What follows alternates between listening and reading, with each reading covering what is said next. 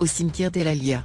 Ce dimanche, tous les dirigeants de l'État, à l'exception du président Bouteflika et du général Gaïd Salah, sont présents pour assister à l'enterrement de Reda Malek. Saïd Bouteflika et Ali Haddad sont ensemble.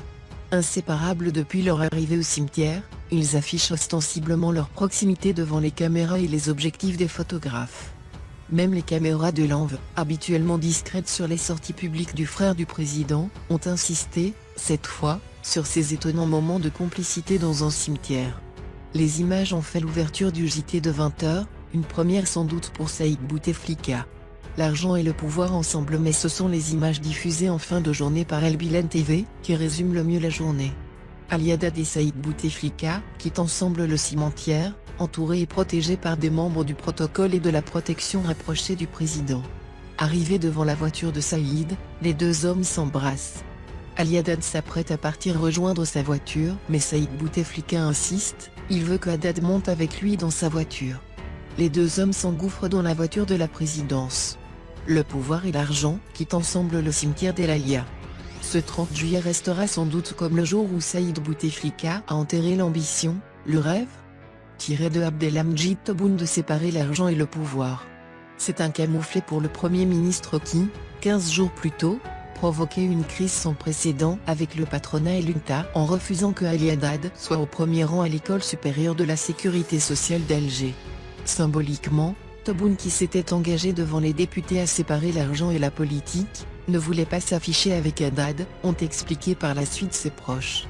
Avant l'incroyable mise en scène du cimetière d'El Alia, Ali Haddad a été reçu, dimanche matin, au palais du gouvernement, en compagnie d'autres patrons et du chef de l'UNTA.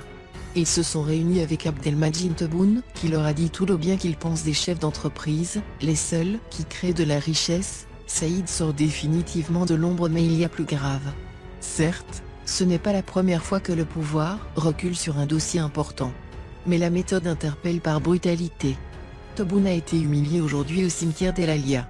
Les trois alliés du jour, Ali Haddad, Saïd Bouteflika et Abdelmadjid Sidi Saïd, donnaient l'impression d'assister à une fête et non à un enterrement. Sur une photo largement partagée sur les réseaux sociaux, on peut voir Saïd Bouteflika fixer Tebboune de manière peu appropriée. Au lendemain de cette mise en scène, une question se pose, que reste-t-il à Tebboune ? L'autorité du Premier ministre est sérieusement remise en cause à un moment où il a le plus besoin de l'affirmer. Il sort sérieusement affaibli vis-à-vis de l'opinion publique, de ses ministres, de ses interlocuteurs étrangers. Les mois qui lui restent au palais du gouvernement risquent de ressembler à un véritable enfer. L'autre question que tout le monde se pose ce lundi matin, que cherche Saïd Bouteflika ? Nul n'ignore la place et l'influence du frère cadet du chef de l'État. Il est l'unique homme de confiance du président, son conseiller personnel. Avec la maladie de Bouteflika, certains n'hésitent pas à le désigner comme le véritable homme fort du pouvoir en Algérie.